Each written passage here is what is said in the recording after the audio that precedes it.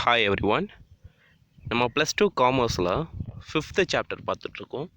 That is a capital market. So இதில் நாம் இன்றைக்கி பார்க்க போகிறது new financial institutions. So already நம்ம நிறையா ஃபைனான்ஷியல் இன்ஸ்டிடியூஷன்ஸ் வந்து ஆஃப்டர் இண்டிபெண்டன்ஸ் வந்து ஸ்டார்ட் அப் பண்ணியிருக்காங்க. ஸோ அப்படின்றது ஃபுல்லாகவே நம்ம பார்த்துருந்தோம்.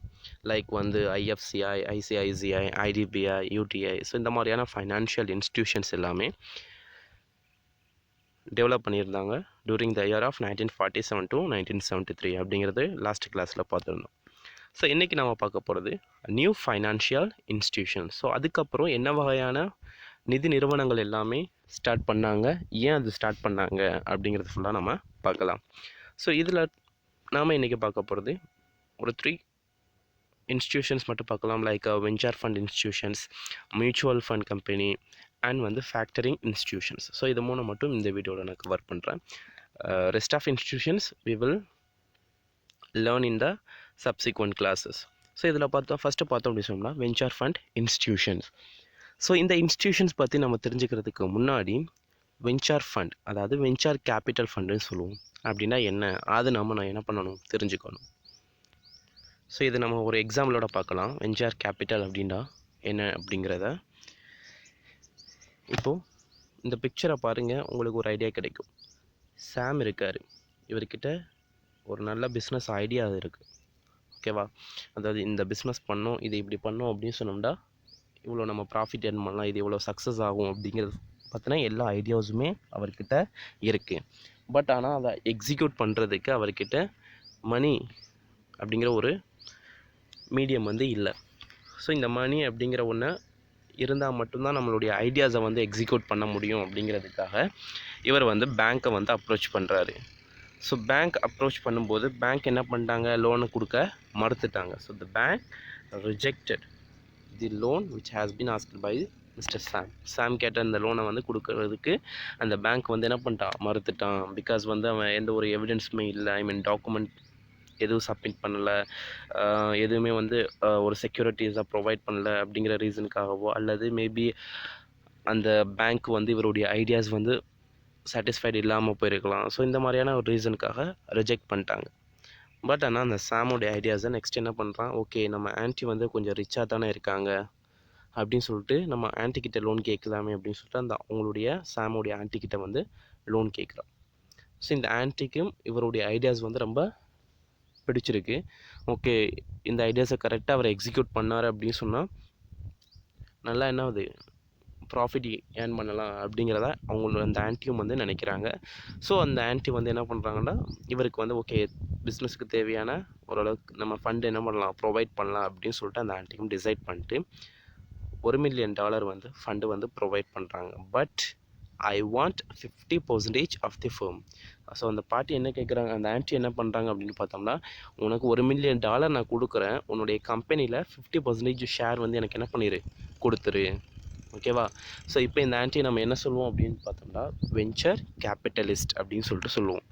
ஏன் வெஞ்சர் கேபிட்டலிஸ்ட்டுன்னு சொல்கிறோம், வெஞ்சர்னால் அப்போ ஃபஸ்ட் மீனிங் என்ன, எந்த ஒரு விஷயத்தை நம்ம துணிஞ்சு பண்ணுறோமோ அதுக்கு நம்ம என்ன சொல்லுவோம், வெஞ்சர் அப்படின்னு சொல்லிட்டு சொல்லுவோம். ஓகேங்களா, ஏதோ ஒரு விஷயத்தை நம்ம துணிஞ்சு பண்ணுறோம் அப்படின்னு சொன்னால் அதை தான் வெஞ்சர் அப்படின்னு சொல்லுவோம். ஸோ இந்த ஆன்ட்டி வந்து என்ன பண்ணுறாங்க, சாமோடைய ஐடியாஸை எக்ஸிக்யூட் பண்ணுறதுக்கு, பிகாஸ் சாமுக்கு வந்து ஆல்ரெடி வந்து பிஸ்னஸ் பண்ண எக்ஸ்பீரியன்ஸ் இருக்குமோ என்னமோ, அதெல்லாம் தாண்டி ஓகே இந்த ஐடியாஸை எக்ஸிக்யூட் பண்ணலாம், அதுக்கு வந்து இவரை நம்பி நம்ம காசை கொடுக்கலாம் அப்படின்னு சொல்லிட்டு அந்த துணிஞ்சு காசை கொடுக்குறாங்கல்ல. ஸோ அதனால தான் இவங்களை என்ன சொல்கிறோம், ஒரு வெஞ்சர் கேபிட்டலிஸ்ட் அப்படின்னு சொல்லிட்டு சொல்கிறோம். ஓகேவா. இப்போ வெஞ்சர் கேபிட்டல்னா என்னென்னு புரிஞ்சா, புதுசாக ஒருத்தவங்க பிஸ்னஸ் பண்ணுறாங்க அப்படின்னு சொன்னால் அவங்களுக்கு அவங்களுடைய ஐடியாஸை எக்ஸிக்யூட் பண்ணுறதுக்கு ஃபண்டிங் பண்ணக்கூடிய ஒரு ஒரு என்ன சொல்கிறது, ஒரு அந்த மெத்தட் தான் வெஞ்சர் கேபிட்டல் அப்படின்னு சொல்லிட்டு சொல்லுவோம். அந்த கேபிட்டலுக்கு நேம் தான் வெஞ்சர் கேபிட்டல் அப்படின்னு சொல்லிட்டு நம்ம சொல்லுவோம். இப்போ வெஞ்சர் கேபிட்டல்னா என்னென்னு புரிஞ்சா, இப்போ நம்ம இதில் இந்த ஆன்ட்டியை தான் நம்ம என்ன சொல்கிறோம், வெஞ்சர் கேபிட்டலிஸ்ட் அப்படிங்கிறத ஒரு எக்ஸாம்பிளுக்காக எடுத்துக்கிட்டோம். இப்போ நம்ம புக் படி பார்க்கலாம். லிசன் பண்ணுங்கள். Venture capital financing is a form of equity financing. இது என்ன சொல்கிறோம், form of equity financing. Venture கேபிட்டலாக காசு கொடுக்கும்போது அது எப்படி கொடுக்குறாங்களாம், ஈக்விட்டி ஃபைனான்சிங். ஓகேவா? ஈக்விட்டின்னா என்னது? அந்த கம்பெனியில் ஈக்விட்டி ஷேர் வாங்கிறாங்க. அப்போ ஈக்விட்டி ஷேர் ஹோல்டர்ஸை நம்ம என்ன சொல்லுவோம்? They are the real owner of the company. அவங்க தான் உண்மையான ஓனர் அப்படிங்கிறதா சொல்கிறோம். அப்போ அந்த ஆன்ட்டி காசு கொடுக்குறாங்க அப்படின்னு சொன்னால், அப்போ அவங்க என்ன சொல்கிறாங்க? நானே இந்த பிஸ்னஸில் ஒரு ஓனராக இருந்துக்கிறேன். உங்ககிட்ட ஐடியா இருக்குது, என்கிட்ட பணம் இருக்குது. நீ ஐடியாவை வந்து போடு, நான் பணத்தை போடுறேன். 2 பேருமே இந்த இடத்துல 50-50. ஓகேவா? அப்படிங்கிறதா கேட்குறாங்க. சரிங்களா? அப்போ அந்த சாம் அப்படிங்கிறவர் ஒத்துக்கிட்டா மட்டும்தான் அந்த ஆன்ட்டி வந்து என்னவா இருக்க முடியும்? ஒரு பார்ட்னராக இருக்க முடியும். ஓகே. ஸோ ஒன்லி வெஞ்சர் ஃபண்டாக நம்ம வாங்குகிறோம் அப்படின்னு சொன்னோம்னா ஈக்விட்டி ஃபைனான்சிங். உனக்கு காசை கொடுத்துருவாங்க. பட் ஆனால் உன்னுடைய கம்பெனியில் ஈக்விட்டி ஷேர் ஹோல்டராக அந்த காசை கொடுக்கக்கூடிய நிறுவனம் வந்து இருந்துக்கும். Designed especially for funding new and innovative project idea. புதுசாக யாரும் வந்து ஒரு ப்ராஜெக்டை வந்து எக்ஸிக்யூட் பண்ணாலும் சரி, இல்லை அவங்களுடைய ப்ராஜெக்ட் வந்து இன்னோவேட்டிவாக இருக்குது அப்படிங்கிறப்போ, இதனால் அவங்க ப்ராஃபிட் ஏர்ன் பண்ணலாம் அப்படிங்கிற பட்சத்தில் மட்டும் என்ன பண்ணுறாங்க? இந்த மாதிரி ஃபண்ட்ஸை வந்து ப்ரொவைட் பண்ணுறாங்க. So venture capital fund bring into force the high technology project which are converted into commercial production. So இந்த மாதிரியான ஹை டெக்னாலஜிக்கல் ப்ராஜெக்ட் பிகாஸ் அது இன்னோவேட்டிவாக இருக்குது, நியூவாக இருந்தாலும் அது வந்து நல்லா சக்ஸஸ் ஆகும் அப்படின்னு நினைக்கக்கூடிய ப்ராஜெக்ட் ஃபுல்லாகவே கண்டிப்பாக ஒரு நம்மளுக்கு ப்ராஃபிட் ஏர்ன் பண்ணி கொடுக்கும். அது வந்து கமர்ஷியல் ப்ரொடக்ஷனாக மாறும். கமர்ஷியல் மீன்ஸ் நம்மளுக்கு லாபம் தரக்கூடியதான். ஸோ இந்த மாதிரி கமர்ஷியல் ப்ரொடக்ஷனாக மாறும் அப்படிங்கிற பட்சத்தில் என்ன பண்ணுறாங்க? அதுக்கு ஃபண்டிங் பண்ணுறாங்க. May specialised financial institutions have promoted their own venture capital fund. So இதுக்காகவே ஸ்பெஷலைஸ்டாக ஸ்டார்ட் பண்ணப்பட்ட ஃபைனான்ஷியல் இன்ஸ்டிடியூஷன்ஸ் எல்லாமே, அதாவது இந்த மாதிரி புதுசாக பிஸ்னஸ் பண்ணுறவங்களுக்கு நான் ஃபண்டு ப்ரொவைட் பண்ண போகிறேன் அப்படின்னு சொல்லக்கூடிய அந்த நிதி நிறுவனங்கள், ஃபைனான்ஷியல் இன்ஸ்டிடியூஷன்ஸ் எல்லாமே இந்த வெஞ்சர் கேபிட்டல் ஃபண்ட் அப்படின்னு சொல்லக்கூடிய ஃபண்ட்ஸை ஃபுல்லாக தனியாக அலோகேட் பண்ணி வச்சுருக்காங்க. இந்த மாதிரி புதுசாக ஸ்டார்ட் பண்ணுறவங்களுக்கு நம்ம ஃபண்டு ப்ரொவைட் பண்ணலாம் அப்படிங்கிறதுக்காக அலோகேட் பண்ணி வச்சுருக்காங்க. They include risk capital foundation of IFCI. ஐஎஃப்சிஐன்னு சொல்லக்கூடியது நமக்கு தெரியும், industrial finance corporation of India. இவங்க என்ன பண்ணியிருக்காங்க? ரிஸ்க் கேபிட்டல் ஃபவுண்டேஷன் அப்படின்னு சொல்லக்கூடியதா ஒரு நேமில் வந்து வெஞ்சர் கேபிட்டல் ஃபண்ட் அலோகேட் பண்ணி வச்சுருக்காங்க. Then next venture fund of IDBI, SIDBI. ஐடிபின்னு சொல்லக்கூடியது industrial development bank of India, SIDBI சொல்லக்கூடியது state industrial development bank of India. இவங்களும் வெஞ்சர் ஃபண்டு வந்து ப்ரொவைட் பண்ணிட்டு வராங்க. தென் இதை தவிர technology development and infrastructure corporation of India. So இவங்க தவிர நிறையா ஃபைனான்ஷியல் இன்ஸ்டிடியூஷன்ஸ் வந்து இந்த மாதிரியான capital funding venture capital funding ஆக்டிவிட்டீஸில் வந்து இன்வால்வ் ஆகிட்டு வராங்க அப்படிங்கிறத நம்ம பார்க்குறோம். த நெக்ஸ்ட் ஃபைனான்ஷியல் இன்ஸ்டிடியூஷன்ஸ் அப்படின்னு பார்க்கும்போது mutual fund. So mutual fund அப்படிங்கிறது நமக்கு தெரிஞ்ச ஒரு விஷயந்தான். அதுவும் இல்லாமல் நம்ம அடிக்கடி வந்து அட்வர்டைஸ்மெண்ட் கூட பார்த்துருப்போம், லைக் மியூச்சுவல் ஃபண்ட் அப்படிங்கிற இந்த வேர்டை. ஸோ மியூச்சுவல் ஃபண்ட் அப்படின்னா என்ன அப்படிங்கிறத ஒரு சின்ன எக்ஸாம்பிள் வச்சு அண்டர்ஸ்டாண்ட் பண்ணலாம். இப்போது என்கிட்ட வந்து ஒரு ஸ்மால் அமௌண்ட் ஆஃப் மணி இருக்குது, ஓகேவா? பட் அதை நான் எதுலையாவது ஒரு செக்யூரிட்டிஸில் அல்லது ஏதோ ஒரு விஷயத்தில் நான் இன்வெஸ்ட் பண்ண நினைக்கிறேன். என்னால் ஷேர் வாங்க முடியலை. ரீசன் என்னன்னா என்கிட்ட கம்மியான அமௌண்ட்டு தான் இருக்குது, நான் ஷேர் வாங்க விரும்பலை.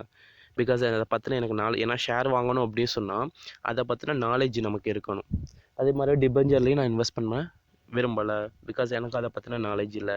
அப்போ நான் என்ன பண்ணுறேன்? எனக்கு வந்து இதே ஒரு விஷயத்தில் நான் என்ன பண்ணணும்? அதை இன்வெஸ்ட்மெண்ட் பண்ணணும், எனக்கு வந்து ரிட்டர்ன் கிடைக்கணும்.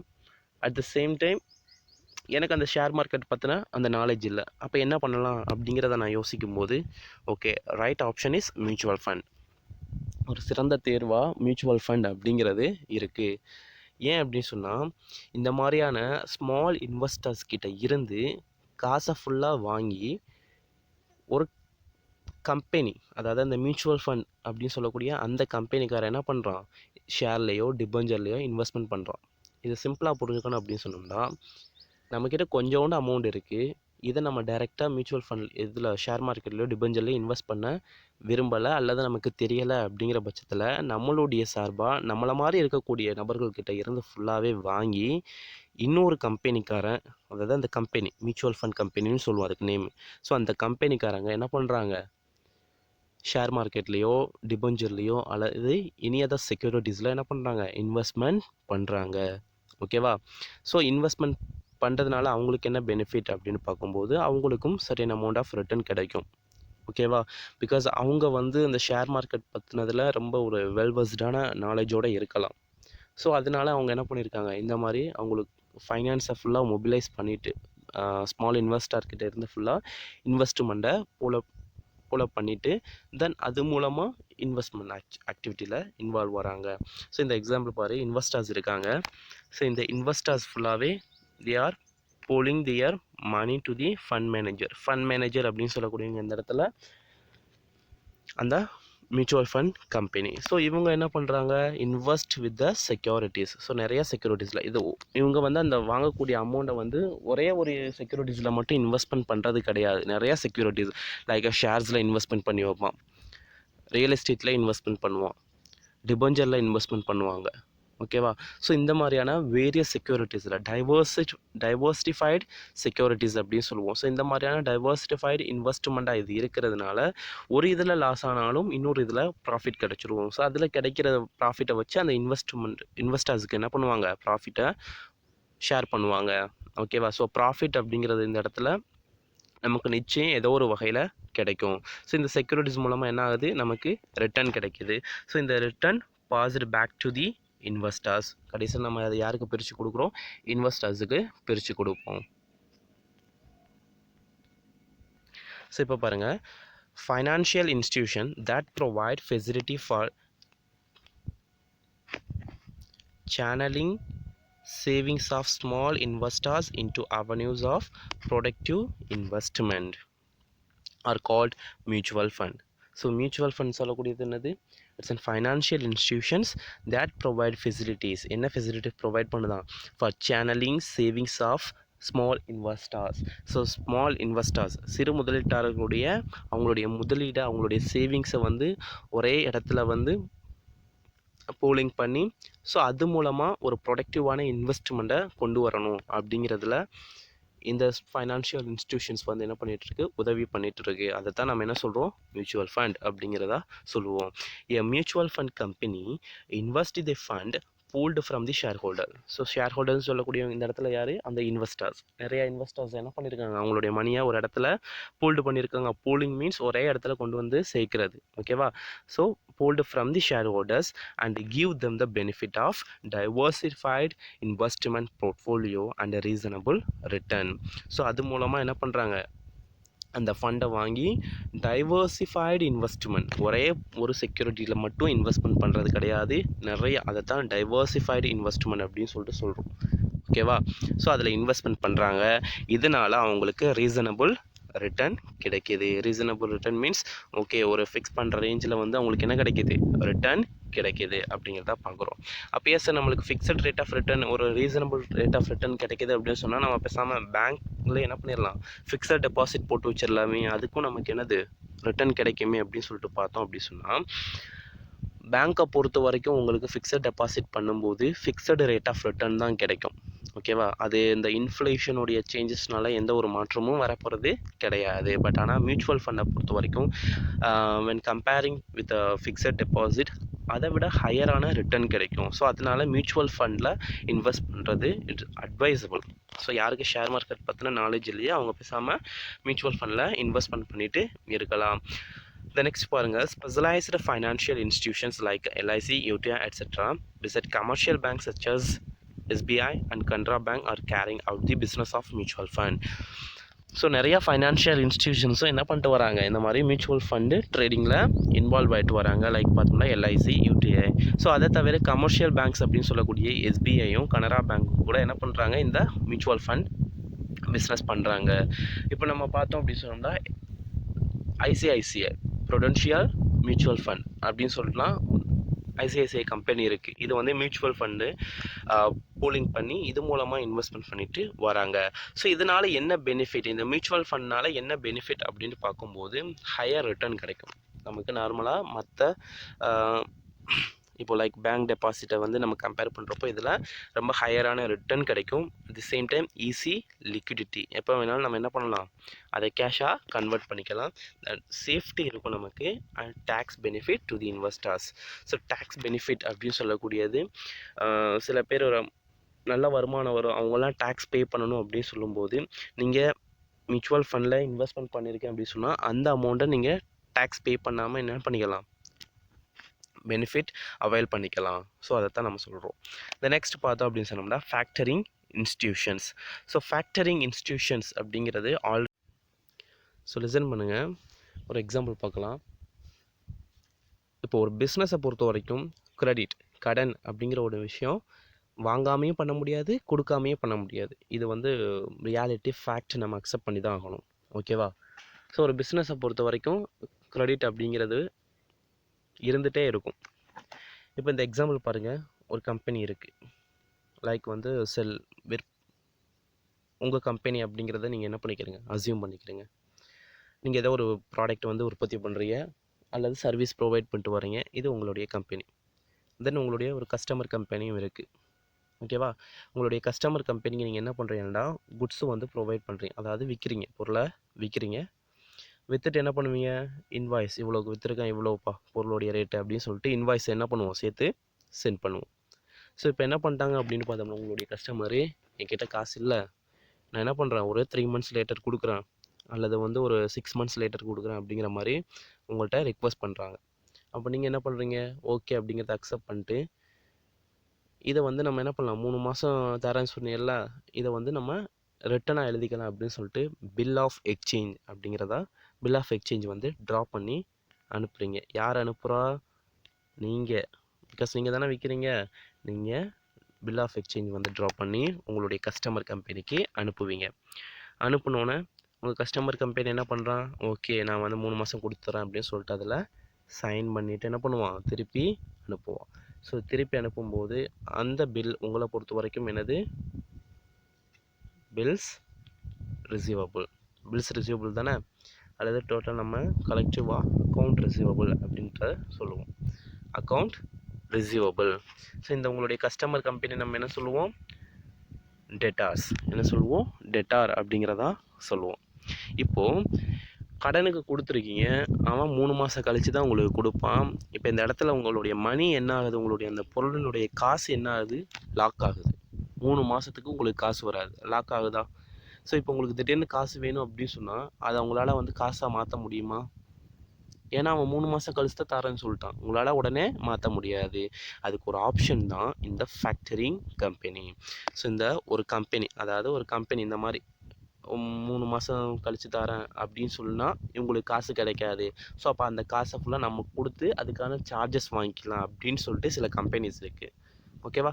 அதுதான் ஃபேக்டரிங் இன்ஸ்டிடியூஷன்ஸ் அப்படின்னு சொல்லுவோம். ஸோ அந்த கம்பெனியை நான் என்ன பண்ணுறேன், அப்ரோச் பண்ணுறேன், இந்த மாதிரி என்னுடைய இன்வாய்ஸை வந்து ப்ரெசென்ட் பண்ணுறேன். Invoice here in the sense அந்த அக்கௌண்ட் ரிசீவபிள், அந்த அக்கௌண்ட் ரிசீவபிளை கொடுக்குறேன். கொடுத்துட்டு இந்த மாதிரி அவங்க 3 மாதத்தை கழித்து கொடுக்குறதா அந்த என்னுடைய கஸ்டமர் சொல்லியிருக்காங்க, அதுக்கான எவிடன்ஸ் தான் இந்த பில் ஆஃப் எக்ஸ்சேஞ்சு. நீங்கள் இதை வச்சுட்டு எனக்கு என்ன பண்ணுங்கள், காசை கொடுங்க அப்படின்னு சொல்லிட்டு கேட்குறோம். அப்போ அந்த ஃபேக்டரிங் கம்பெனி என்ன பண்ணுவான், ஓகே இது கரெக்டாக வந்து அந்த கம்பெனியோடைய இது சீல் இருக்குது, சைன் பண்ணியிருக்காங்க, இதை வந்து அக்செப்ட் பண்ணிவிட்டு என்ன பண்ணுறான், அந்த பில்லுக்கான அமௌண்ட்டை கொடுக்குறான்.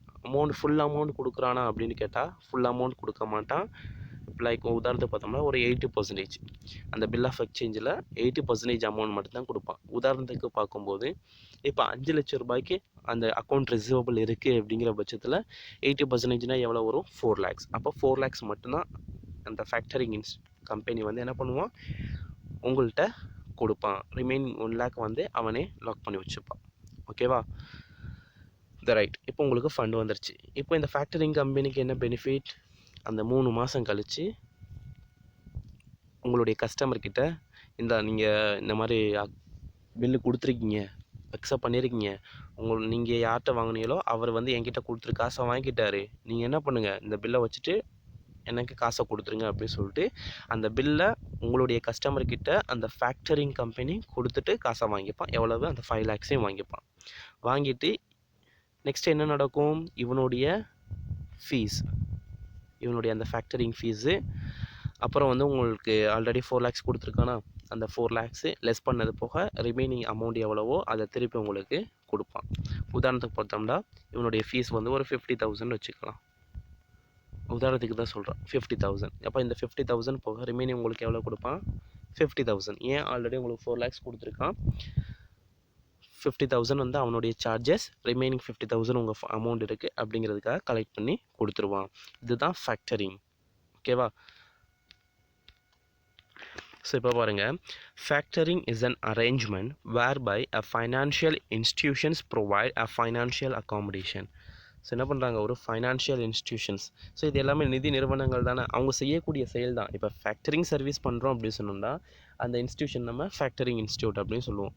ஓகேவா? இப்போ மியூச்சுவல் ஃபண்ட் கலெக்ட் பண்ணுறான் அப்படின்னு சொன்னால் அவனே என்ன சொல்லுவோம், நம்ம மியூச்சுவல் ஃபண்ட் கம்பெனி அப்படின்னு சொல்லுவோம். ஓகேவா?